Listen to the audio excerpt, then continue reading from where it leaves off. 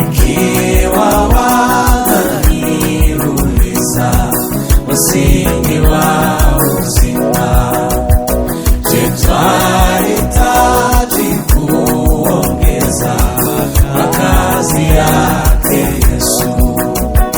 Ikiwa wananiuliza msingi wa uzima, je, twahitaji kuongeza makazi yake Yesu? Kwa uhodari nitajibu, msingi wangu ni. Bwana Yesu asifiwe sana, mpendwa katika Kristo, na kusalimu na kukubariki mara tena kwa jina la Yesu Kristo. Kwa majina ni Ahadi Alinoti. Tunakuja tena kwako na somo jipya ambayo inasema ushindi juu ya mauti.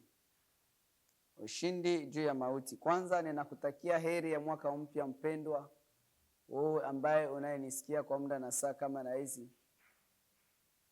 Na kutakia baraka na neema ya Kristo ambayo Mungu aliyependa kwamba twende kuona mwaka huu wa 2026 pamoja, azidi kuwa pamoja nawe, azidi kuwa pamoja na maisha yako ya kiroho na kimwili, azidi kukubariki na kufanikisha kwa kila viwango, azidi kusimama upande wako wa kuume na kukutetea na kila dhambi ambayo ilikuwa inakushika kwa wepesi, na kuombea neema na baraka ya Kristo katika mwaka huu na kukuzidisha mara tena sawasawa na mapenzi yake.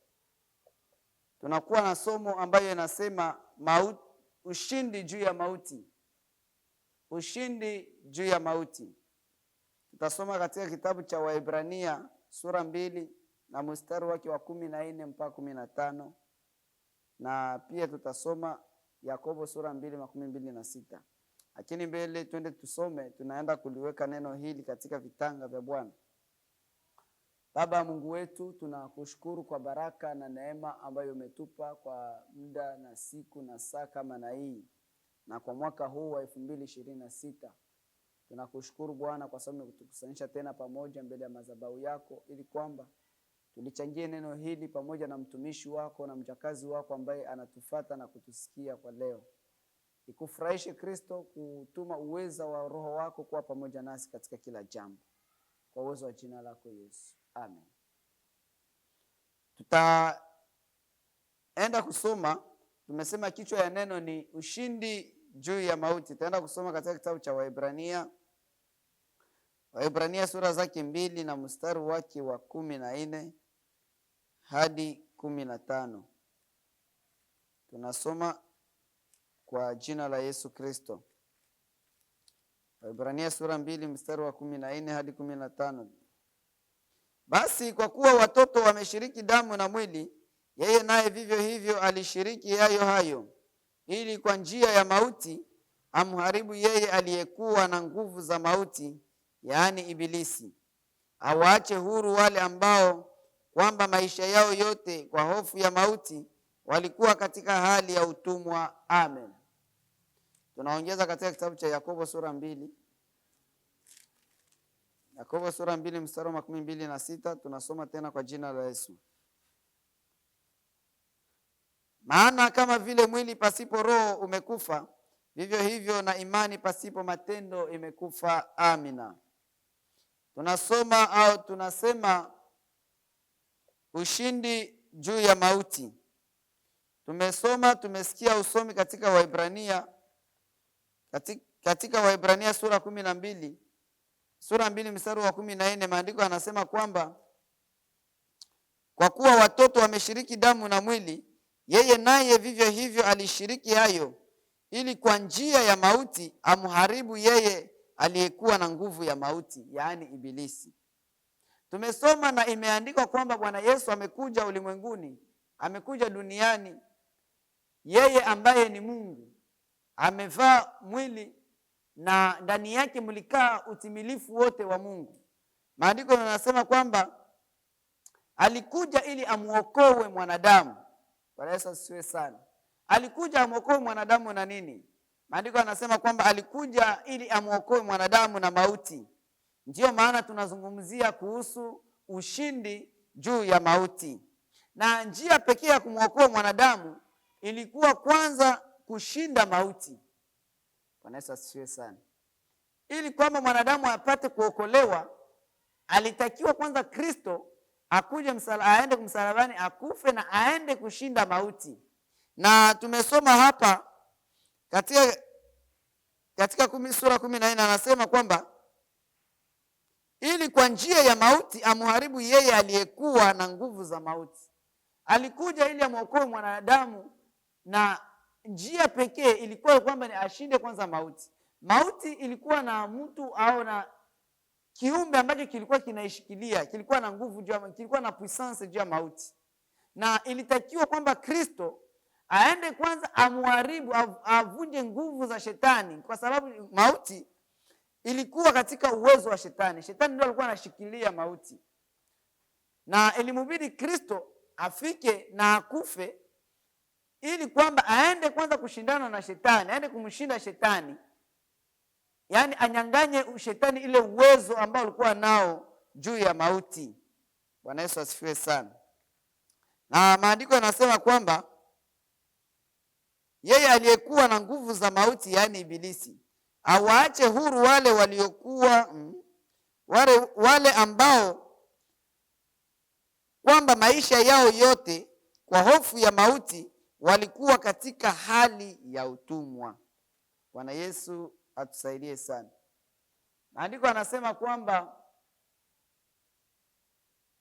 kisha kumshinda shetani, yani kumnyang'anya uwezo na nguvu juu ya mauti. Bwana Yesu, maandiko anasema kwamba alienda mpaka chini ya kuzimu ili akaenda kuhubiri injili.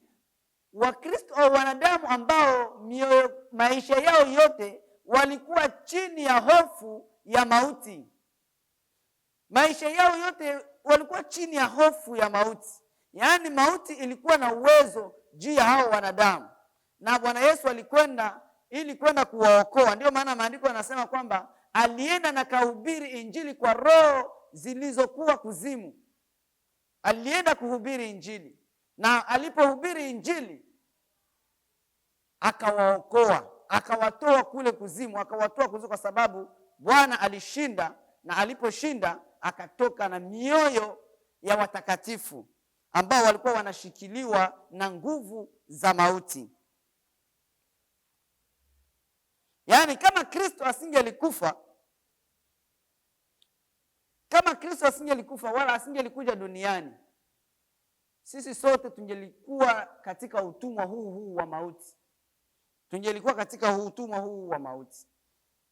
Tunazungumzia kuhusu ushindi juu ya mauti.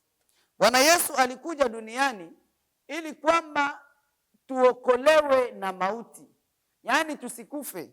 Sasa kuna swali ambayo wewe na mimi tunaweza tukajiuliza, ni mauti gani hii ambayo Bwana Yesu alikuwa anazungumzia? Kwa sababu maandiko yanasema kwamba alikuja ili tuokolewe, tupone. Na yeye Bwana Yesu anasema katika maandiko kwamba mtu akimwamini yeye hata akifa ataishi. Sasa hii mauti gani ambayo Bwana Yesu yuko anazungumzia hapa, ambayo wewe na mimi tunatakiwa tujue? Ujumbe ni kwamba wakati Kristo alikuja duniani ili kwamba akuje kumwokoa mwanadamu, alikuja ili amwokoe mwanadamu na mauti ambayo ni mauti ya nafsi, ni mauti ya roho, ambayo nafasi nyingine Biblia wanaita kwamba mauti ya pili. Yaani hii mauti, hii kukufa ya mwili ambayo tunayokufa, sio mbele za Mungu, sio njoo kifo. Kifo ni mauti ya nafsi, ni mauti ya roho. Hii mauti ya pili ni njia tu ambayo Mungu anatengeneza ya kuenda kuishi maisha ambayo ni maisha ya milele, ya kuenda kuishi maisha ambayo ni maisha ya kweli, ambayo iko na assurance. Sasa Kristo alikuja ulimwenguni ili kwamba tuende kuurithi uzima wa milele, ili kwamba tupone na mauti ambayo ni mauti ya pili. Ujumbe ni kwamba wewe Mkristo, ndugu yangu unayenifuata, kama umekwisha kumwamini Kristo, kama umekwisha kumpokea Kristo, kama umekwisha kumwamini Bwana Yesu, unatakiwa uishi maisha ya kujua kweli.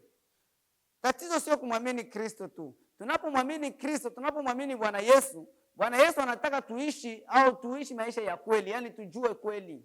Ukweli ni kwamba haya maisha ambayo tunayoishi sio ndio maisha.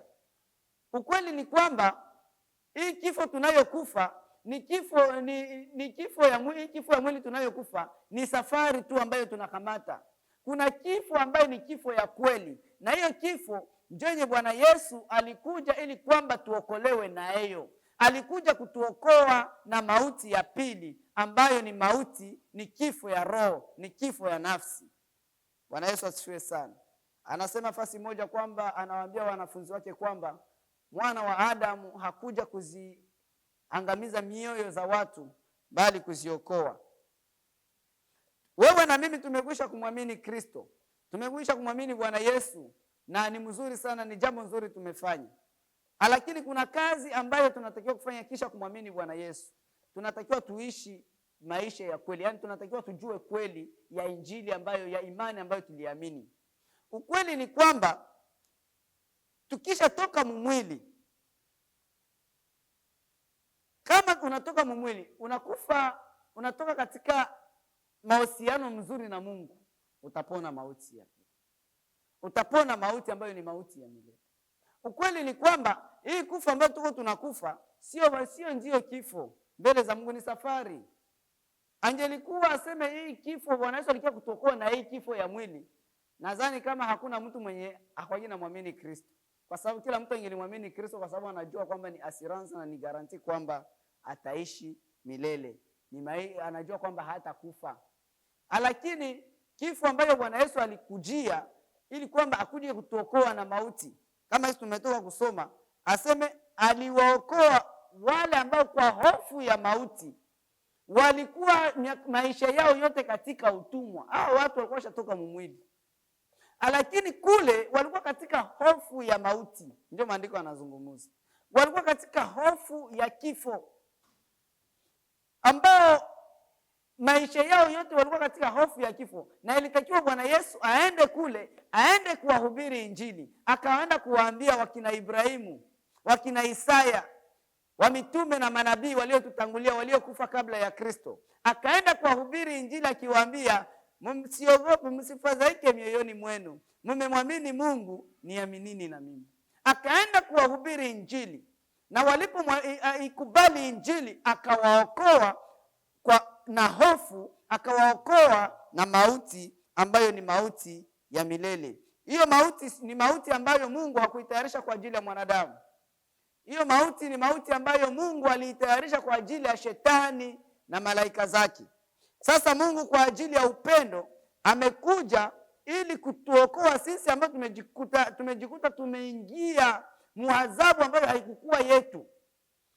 Wingi wa upendo wa Mungu, wingi wa neema ya Kristo imekuja ili kwamba atuponye na ile mauti ya kweli. Atuponye na ile mauti ya kweli. Bwana Yesu asifiwe sana. Acha tusome katika Waebrania tusome katika kitabu cha Yohana sura 13 juu tueleweshe vizuri hapa. Yohana sura 8 tatusaidia kuelewa ujumbe.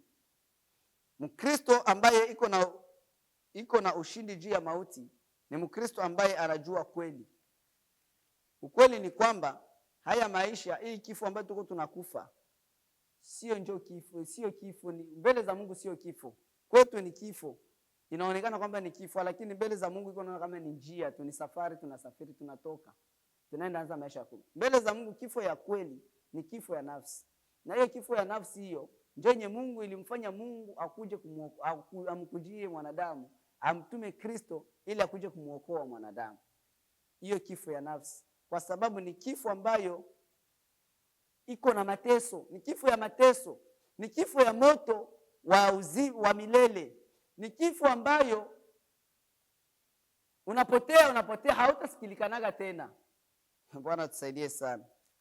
Yohana sura 8 mstari wa 13. Naye alipokuwa akisema hayo, wengi walimwamini. Basi Yesu akawaambia Wayahudi waliomwamini, ninyi mkikaa katika neno langu, mmekuwa wanafunzi wangu kweli kweli. Tena mtaifahamu kweli, nayo hiyo kweli itawaweka huru. Amen. Bwana Yesu asifiwe sana. Hapa ni Bwana Yesu yuko anahubiri injili katika Israeli. Na wakati yuko anawahubiria injili, maandiko yanasema kwamba wengine walimpinga, kwa sababu siku zote injili ya kweli ni injili ya kupingwa tu na wanadamu. Lakini neema ya Mungu yaokoa wanadamu wote iko inaendelea kupita katika kila moyo wa mwanadamu apate kuipokea injili. Na Bwana Yesu wakati alikuwa akihubiri injili, wengi walimpinga, na baadhi ya waliokuwa wakisikia injili yake, wengine walimuamini wakampokea. Kama gisi wewe na mimi tumekwisha kuambiliwa habari za Kristo, tumekwisha kumwamini Bwana Yesu. Na Bwana Yesu aliona kwamba hawa watu kweli wanaamini. Sasa alikaona kwamba watu wanapungukiwa na kitu kimoja, kujua ukweli. Wamekwisha kumwamini, tayari ni Wakristo, wamekwisha kumwamini Kristo, lakini walikuwa na upungufu, walikuwa hawajajua ukweli. Na ndio Bwana Yesu alianza kuwaonya. Bwana Yesu akaanza kuwaambia kwamba aliwahubiri injili, akawaambia, ninyi mmekwisha kuamini injili, mnafanya vizuri, lakini mnatakiwa mjue kweli. Mtaijua hii kweli ambayo niko nawafundisha na nitakuwa nawafundisha, na hii kweli itawaweka huru. Bwana Yesu asifiwe sana. Ukweli gani ambayo Bwana Yesu alikuwa anafundisha iko naambia Wayahudi au wanafunzi? Mtajua kweli na kweli itawaweka huru. Ukweli ni kwamba tuko msafari. Humu dunia tuko msafari, wewe na mimi mpendwa. Tuko msafari. Hapa humu dunia hatuna makao ya milele hapa. Tuko msafari. Ukweli ni kwamba wewe na mimi, hii mwili itatuacha.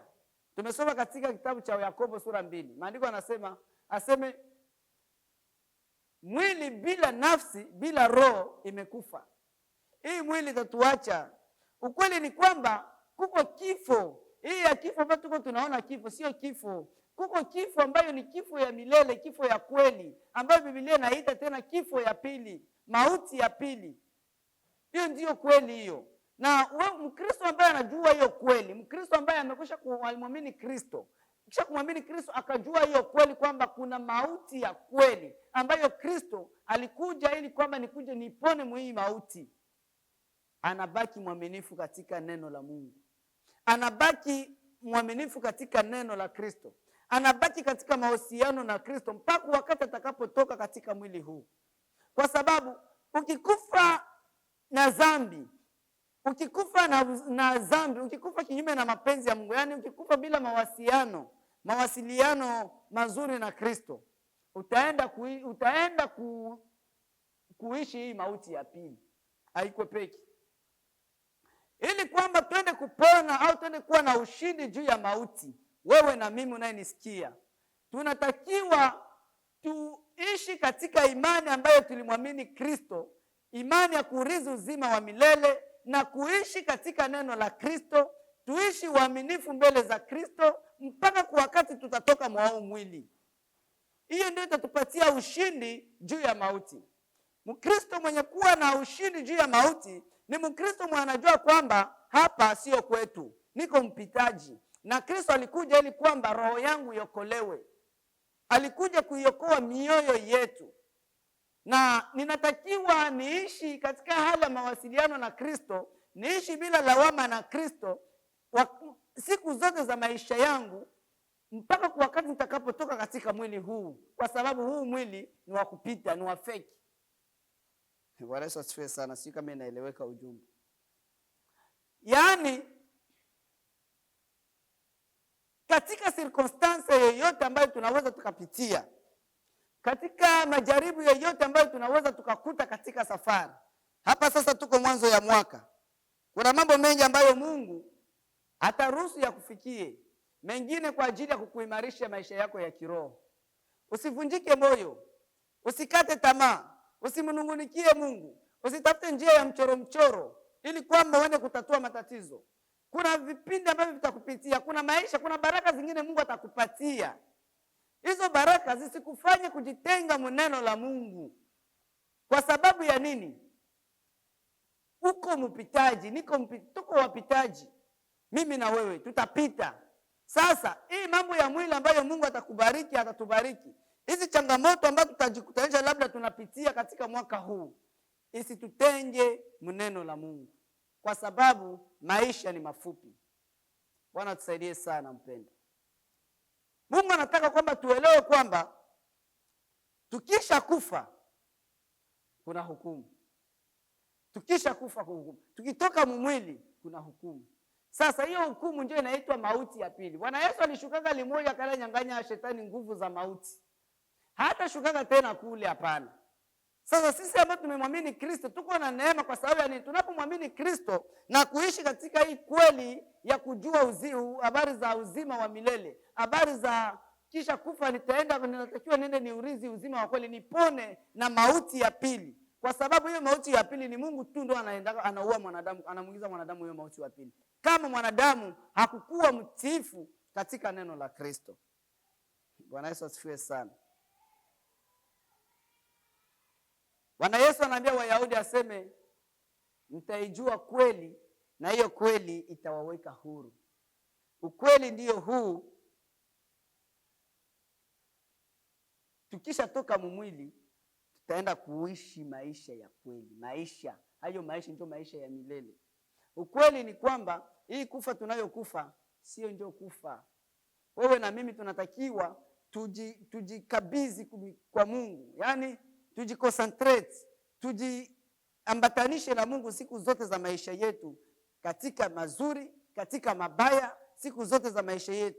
Katika circumstances zote tujiambatanishe na Mungu, kwa sababu Bwana Yesu amekwisha kutufungulia access ya kwenda kurithi uzima wa milele. Na hii njia pekee ni kumwamini Yesu, ni kumwamini Kristo na kukaa katika woga ya Mungu, katika neno la Mungu. Haijalishi circumstance ambayo tunaweza kuwa tuko tunapitia, ya kiroho au ya kimwili, tukae katika neno la Mungu. Tumesema Bwana Yesu ameshinda mauti, na sisi ametupatia huo ushindi juu ya mauti. Tutakuwa na ushindi juu ya mauti kama tutaendelea kukaa katika neno la Kristo mpaka dakika ya mwisho tutakapotoka katika mwili huu. Lakini kama ulimwamini Kristo, haupendi kukaa katika neno la Kristo, haupendi kuishi katika woga wa Kristo, haupendi kujiambatanisha na Kristo, ukakufa katika hali ya dhambi, utaenda kuishi hii mauti ya pili ambayo haivumiliki. Ni mauti ambayo ya kutisha, ni mauti ambayo inakuogopesha, mauti ya heka. Tumalize katika kitabu cha Yohana hapa. Nadhani kama umekusha kusikia ujumbe, imeeleweka vizuri. Tumesema kwamba ili tupate kuwa na ushindi juu ya mauti, wewe na mimi tunatakiwa kukaa na kudumu katika neno la Kristo. Tangu wakati tulipomwamini Kristo, tutembee na Kristo, tuishi na Kristo, tudumu katika neno la Kristo mpaka dakika ya mwisho tutakapotoka katika mwili huu. Huyo ndio Mkristo mwenye atapata ushindi juu ya mauti. Kwa sababu hii kufa tuko tunakufa, kila mtu anakufa, ni passage. Bwana Yesu alizungumza kwamba habari za mauti, na yeye mwenyewe alipita kwanza mwe kifo ya mwili, kwa kutaka kuonyesha kwamba hii sio ndio yenyewe nasema. Alisema mtu akiniamini mimi hata akifa ataishi. Bwana Yesu asifiwe sana, hata kufa tena. Bwana Yesu asifiwe sana. Tunamaliza katika kitabu cha Yohana 11. Tusikie, tuone hawa watu wenye bako wanapita mwili, wanatoka mwili, bako wanaenda wapi? Bako wanakuwa bangali hai au biko vinaishia pale tu? Kwa sababu wengi wanafikiri kwamba ukikufa vyako vinaishia pale. Na hiyo ni udanganyifu wa shetani. Shetani ndio anapofusha watu akili washinde kujua kweli. Shetani anajua ukijua kweli kama kuko moto ambayo inatayarishwa, na hiyo moto haipingiki ukitoka mwili kama ulikufa mzambi. Anajua ukijua vile utajilinda na dhambi. Utamtafuta Mungu kwa viwango vyote. Kwa namna yote utakaa katika boga ya Mungu. Hata upite majaribu yote hautamtenda Mungu dhambi. Sasa anakufunga akili, anakupofusha macho ya kutokuona mauti, ya kutokuona ukweli wa maisha ya mwanadamu. Bwana tusaidie sana. Tunasoma Yohana 11:25 mpaka 26. Tunasoma kwa jina la Yesu Kristo.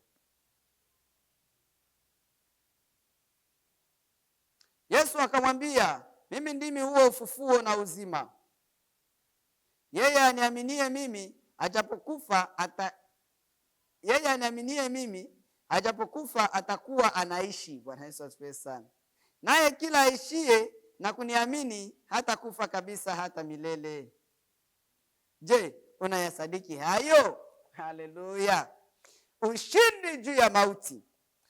Hapa ni mazungumzo ya Yesu na Martha. Wakati Bwana Yesu alipata habari kwamba Lazaro amekufa, alijua vile vyote, tunajua hiyo habari yote. Sasa hapa tu tunazungumza ni mazungumzo ya Yesu na Martha. Martha anamwambia Yesu, ungelikuwa hapa bwana, kaka yangu angekufa. Yesu anamwambia usijali, atakuwa mzima, atapona. Martha akamwambia hapana bwana, ninajua kweli atafufuka ni kwa wakati wa kiyama, wakati wa mwisho. Yesu akamwambia, mimi ndio huo ufufuo wa uzima. Yeye anayeniamini hata akifa. Yaani unapomwamini Kristo uko na assurance ya uzima. Aseme hata akifa ataishi. Kama jinsi wale ambao walikuwa wanamwamini Mungu wakatoka mwili wakakuwa kule kwenye mangojeo kule, walikuwa kwenye sehemu ambayo Biblia inaita sema, mkifaransa wanaita sema endroit de paix, sehemu ya amani kule kwa Samueli, wakina Samueli walikuwa. Aseme akaenda kuwahubiri Injili, akawapatia tena uzima. Na hapa Martha anazungumzia, Bwana Yesu anamwambia Martha kwamba nilikwambia kwamba, aseme akamwambia naam Bwana, mimi ni naye kila aishie na kuniamini hata kufa kabisa hata milele. Yaani unapoishi maisha ushamwamini Kristo na uko unatembea mneno la Mungu, muoga wa Mungu, haseme hautakufa kabisa, yani utatoka mwili lakini hautakufa mpaka milele. Bwana Yesu asifiwe sana. Mpendo rae nisikia, ili kwamba upate kuwa na ushindi juu ya mauti, wewe na mimi, kama mmekwisha kumwamini Kristo, kaa katika neno la Mungu, kwa sababu ndio assurance ya maisha yetu. Mungu akubariki, Mungu atujalie neema, tuelewe somo hili. Nimeizungumza kwa haraka kwa sababu ya muda, lakini Mungu atujalie neema kuielewa somo hili kwamba kuna mauti ya kweli. Na Mkristo mwenye na ushindi juu ya hiyo mauti ya kweli ni Mkristo ambaye alimwamini Kristo na akakaa katika neno la Kristo mpaka dakika ya mwisho. Ndio sababu Bwana Yesu aliwaambia kwamba mwenye kuvumilia hata mwisho, huyo ndiye ataokoka. Mbingu zikubariki na Bwana kujaze neema kwa jina la Yesu. Amen.